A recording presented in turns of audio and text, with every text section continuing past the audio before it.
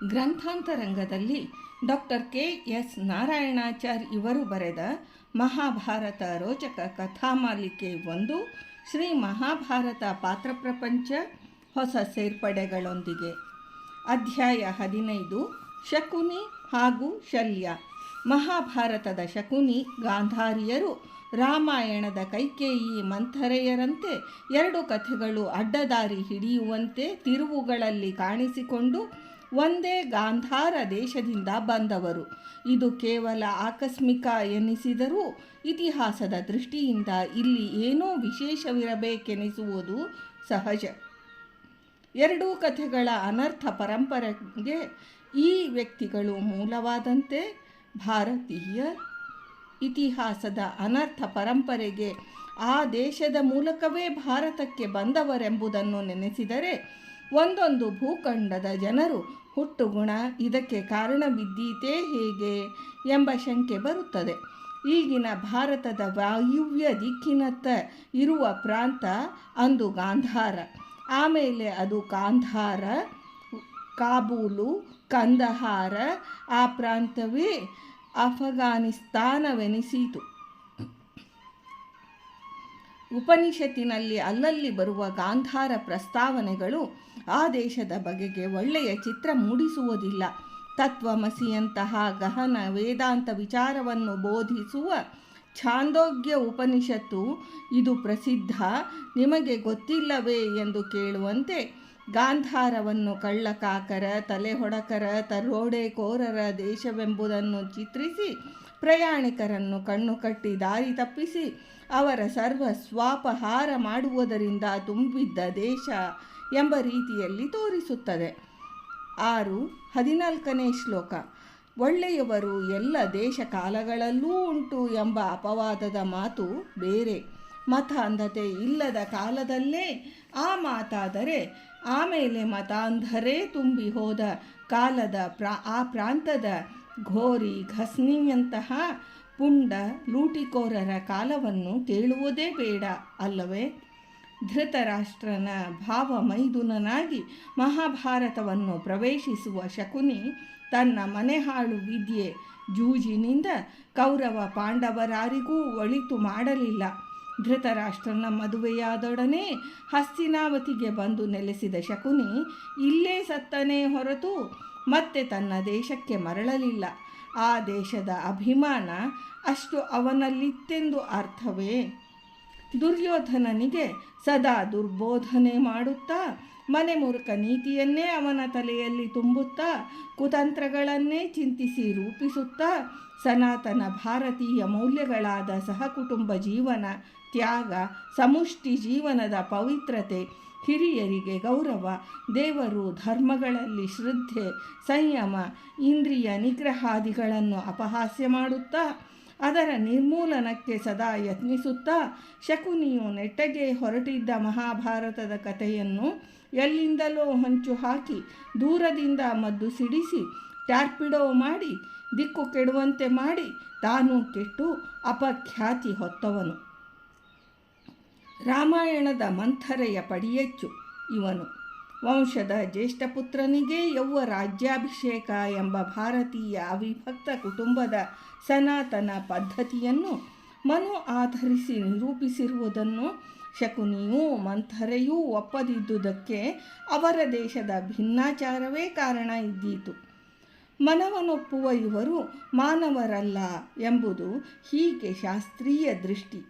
ಆಸ್ತಿಯನ್ನು ವಿಭಾಗ ಮಾಡುವುದೋ, ಅಣ್ಣನನ್ನು ಕೊಂದೋ, ಗಡೀಪಾರು ಮಾಡಿಯೋ ತಮ್ಮ ಪಟ್ಟಕ್ಕೆ ಬರುವುದು, ತಂದೆಯನ್ನು ಮಗ ಸಾಯಿಸುವುದು, ಮಗನನ್ನು ತಂದೆಯೇ ಕೊಲ್ಲುವುದು, ಸ್ತ್ರೀಯರು ಯುದ್ಧಕ್ಕೆ ರಾಜಕಾರಣಕ್ಕೆ ಸೇರುವುದು, ಇದೆಲ್ಲ ಆ ಕಡೆಯಿಂದ ಆಮೇಲೆ ಬಂದು ಸೇರಿದ ಪರಿಪಾಠಗಳು.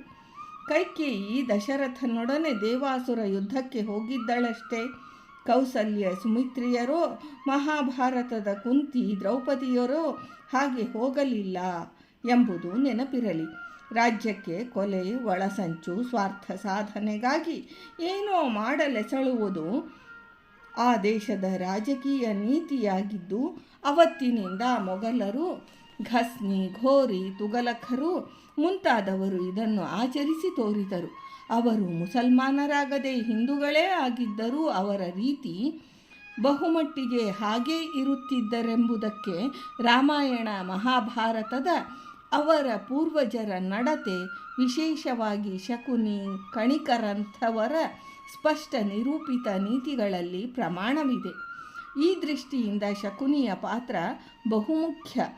ಮಹಾಭಾರತದಲ್ಲಿ ಧರ್ಮ, ಧೈರ್ಯ, ಉದಾರತೆ, ಉದಾತ್ತತೆಗಳ ಭಾರತೀಯ ದೃಷ್ಟಿಯಿಂದ ಶಕುನಿ ಸಣ್ಣ ಪಾತ್ರವೆನಿಸಿದರೂ ಇಂದಿಗೂ ಮನೆಮಾತಾಗಿರುವ ಅವನ ಹೆಸರಿನ ಹಿಂದೆ ಭಯಾನಕ ದುಸ್ವಪ್ನದ ನೆನಪೇ ಭಾರತೀಯರನ್ನು ಕಾಡುತ್ತದೆ.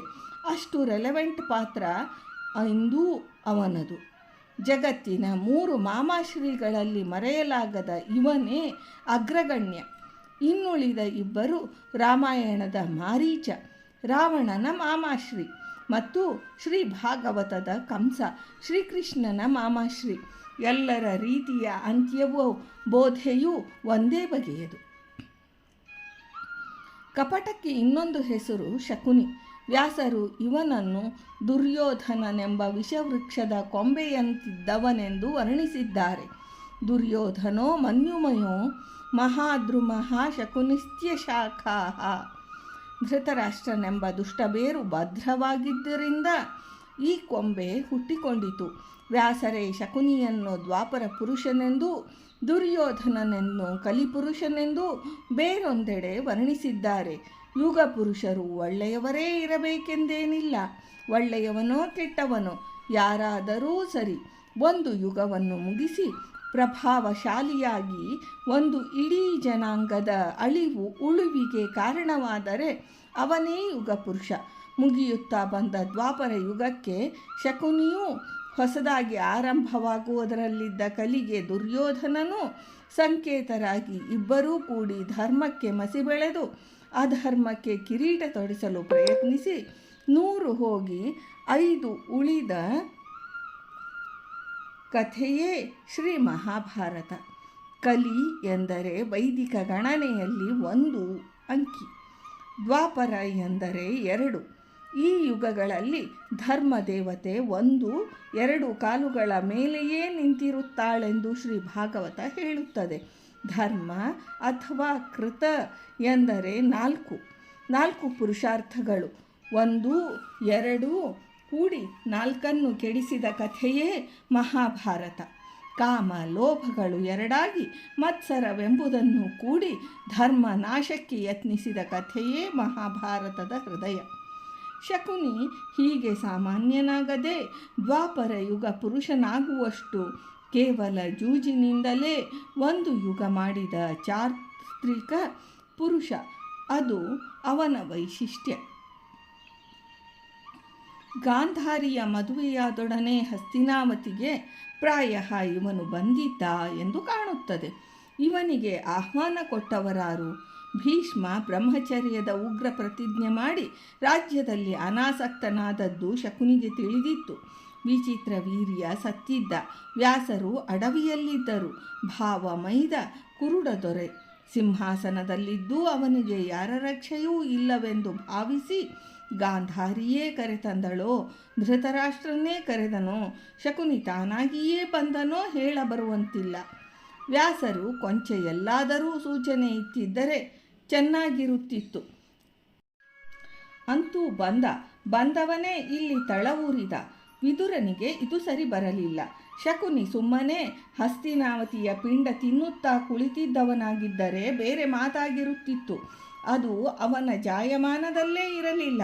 ಸುಮ್ಮನೆ ಕೂಡುವುದು, ಅರಮನೆಯಲ್ಲೂ ಅದು ಇದು ಮಾಡುತ್ತಾ, ಸದಾ ದೊರೆಯ ಬಳಿ ಇರುತ್ತಾ, ಸ್ವಲ್ಪವಾಗಿ ರಾಜಕಾರಣದಲ್ಲಿ ಕೈ ಹಾಕುತ್ತಾ, ಕ್ರಮೇಣ ಕುರುಡ ದೊರೆಯನ್ನು ಕೈಗೊಂಬೆಯನ್ನಾಗಿಸಿಕೊಂಡು ಅಲ್ಲಿನ ಮಂತ್ರಿ, ಅಮಾತ್ಯ, ಸಚಿವ, ಪರಿವಾರ, ಉಳಿಗದವರನ್ನೆಲ್ಲ ಬೆದರಿಸಿಕೊಂಡು ಪ್ರಧಾನ ವಲಯವನ್ನೇ ಬೆಳೆಸಿಕೊಂಡು ಅಲ್ಲಿನವರಿಗಿಂತ ಚೆನ್ನಾಗಿ ಅಲ್ಲೇ ಬೇರೂರಿದ. ಇದೊಂದು ಕಲೆ. ಹೆಚ್ಚು ಕಮ್ಮಿ ಆ ಕಡೆಯವನೇ ಒಬ್ಬ ನಿರಾಶ್ರಿತನಾಗಿ ಭಾರತಕ್ಕೆ ಆಗ 42-3 ವರ್ಷಗಳ ಹಿಂದೆ ಬಂದವನೊಬ್ಬ ಆಗಿನ ಪ್ರಧಾನಮಂತ್ರಿಗಳಿಗೆ ನಿಯಮಿತವಾಗಿ ಒಂದೆರಡು ಕಡೆ ಅವರ ಬೆಳಗಿನ ವಾಯುವಿಹಾರ ಕಾಲದಲ್ಲಿ ಕಾಣಿಸಿಕೊಳ್ಳುತ್ತಿದ್ದ. ಭೋಳೆ ಸ್ವಭಾವದ ಆ ಪ್ರಧಾನಿ ಕೇವಲ ಕುತೂಹಲಕ್ಕೆಂದು ಅವನಾರೆಂದು ವಿಚಾರಿಸಿದರು. ಅವನ ಗಳಿಗೆ ಬಂತು. ಅವನ ದುಃಖವನ್ನು ವರ್ಣಮಯವಾಗಿ ಕರುಣಾಜನಕವಾಗಿ ತೋಡಿಕೊಂಡು ಪ್ರಧಾನಿಗಳ ತೋಟದ ಕೆಲಸದ ಪುಟ್ಟ ಹುದ್ದೆಯನ್ನು ಇವನು ಸಂಪಾದಿಸಿಕೊಂಡ. ಕ್ರಮೇಣ ಪ್ರಧಾನಿಯ ಬಾಗಿಲಲ್ಲಿರುತ್ತಾ ಬರುವ ಹೋಗುವ ಮುಖ್ಯರನ್ನು ಪರಿಚಯಿಸಿಕೊಂಡ. ಆಗಾಗ ಹೊರಗಿನಿಂದ ಬರುವ ಫೋನ್ ಕರೆಗಳನ್ನು ಆಲಿಸಿ ಪ್ರಶ್ನೆಗಳನ್ನು ಕೇಳುವವರಿಗೆ ಉತ್ತರಿಸುತ್ತಾ ಪ್ರಧಾನಿ ಇಲ್ಲ, ಇದ್ದಾರೆ, ಯಾರೋ ಬಂದಿದ್ದಾರೆ, ಇಂದು ಬಿಡುವಿಲ್ಲ, ನಾಳೆ ಬನ್ನಿ ಎನ್ನುತ್ತಾ ಯಾರ ಅಡೆತಡೆಯೂ ಇಲ್ಲದೆ ಪ್ರಧಾನಿಯ ಕುಟುಂಬಕ್ಕೂ ಹೊರ ಜಗತ್ತಿಗೂ ಕೊಂಡಿಯೇ ಆದ. ಹೊಸಬನಾದ ಹೊರಗಿನವರು ಇವನನ್ನು ಪ್ರಧಾನಿಯ ಆಪ್ತ ಕಾರ್ಯದರ್ಶಿ ಎಂದೇ ಬಗೆದರು. ಪ್ರಧಾನಿ ಆಕ್ಷೇಪಿಸಲಿಲ್ಲ. ಇವನ ಹುದ್ದೆ ಏರುತ್ತೇರುತ್ತಾ ಒಳ್ಳೆಯ ಉಡುಪನ್ನು ಧರಿಸುತ್ತಾ ಅಷ್ಟಿಷ್ಟು ವ್ಯವಹಾರ ಜಾಣತನದಿಂದ ಸಭ್ಯತನವನ್ನು, ಆಪ್ತತೆಯನ್ನು, ಕಾನ್ಫಿಡೆನ್ಸ್, ಕೊನೆಗೆ ಮುಖ್ಯತೆಯನ್ನು ಸಂಪಾದಿಸಿಕೊಂಡು ಆ ಪ್ರಧಾನಿ ಸತ್ತ ಮೇಲೂ ಮುಂದಿನ ಪ್ರಧಾನಿಯ ಕಾಲದಲ್ಲೂ ಈ ಆಯಕಟ್ಟಿನ ಜಾಗವನ್ನು ಬಿಟ್ಟಕೊಡದೆ ಕೊನೆಗೆ ಅವರನ್ನೂ ಬೆದರಿಸಿ ಬ್ಲ್ಯಾಕ್ ಮೇಲ್ ಮಾಡಿ ತನ್ನ ಸ್ಥಾನಕ್ಕೆ ಧಕ್ಕೆ ಬರದಂತೆ ನೋಡಿಕೊಂಡ. ಅವರ ಅಕಾಲ ಮೃತ್ಯುವಿಗೂ ಇವನಿಗೂ ಸಂಚಿಗೂ ಪತ್ರಿಕೆಗಳು ಸಂಬಂಧವಿರುವುದನ್ನು ಪ್ರಕಟಿಸಿದವು. ಮುಂದಿನ ಪ್ರಧಾನಿ ಈ ಪುಂಡನನ್ನು ಕಿತ್ತೊಗೆದ 1 ತಿಂಗಳಲ್ಲೇ ಅವರನ್ನು ಬೆದರಿಸಿ ಮತ್ತೆ ಹಳೆಯ ಸ್ಥಾನಕ್ಕೆ ಇವನು ಹಾಜರಾದನೆಂದರೆ ಇವನ ಶಕ್ತಿ, ಪ್ರಭಾವ, ಕಿಡಿಗೇಡಿತನದ ಸಾಮರ್ಥ್ಯ ಎಷ್ಟಿರಬೇಡ. ಅವನಿನ್ನೂ ಬದುಕಿದ್ದಾನೆ. ಈ ಹೊಸ ಶಕುನಿ, ಹಳೆಯ ಶಕುನಿ ಮಾಡಿದ್ದು ಇಂಥದ್ದೇ ಆಟ. ಇಲ್ಲವಾದರೆ ಭೀಷ್ಮ, ದ್ರೋಣ, ಕೃಪರಂಥ ರಾಷ್ಟ್ರಭಕ್ತರು ಅಂದಿನ ಶಕುನಿಯನ್ನು ಅರಮನೆಯಲ್ಲಿ ಹೇಗೆ ಸಹಿಸಿದರೆಂಬುದು ಅರ್ಥವಾಗದಷ್ಟೇ. ಶಕುನಿಯ ಪಾತ್ರದ ಪರಿಚಯದ ಮುಂದಿನ ಭಾಗವನ್ನು ನಾಳೆ ನೋಡೋಣ. ಇವತ್ತಿನ ಈ ಭಾಗವನ್ನು ವೃಂದಾವನ ವಿಹಾರಿ ಶ್ರೀಕೃಷ್ಣನಿಗೆ ಸಮರ್ಪಣಾ ಮಾಡ್ತೇನೆ. ಶ್ರೀಕೃಷ್ಣಾರ್ಪಣಮಸ್ತು.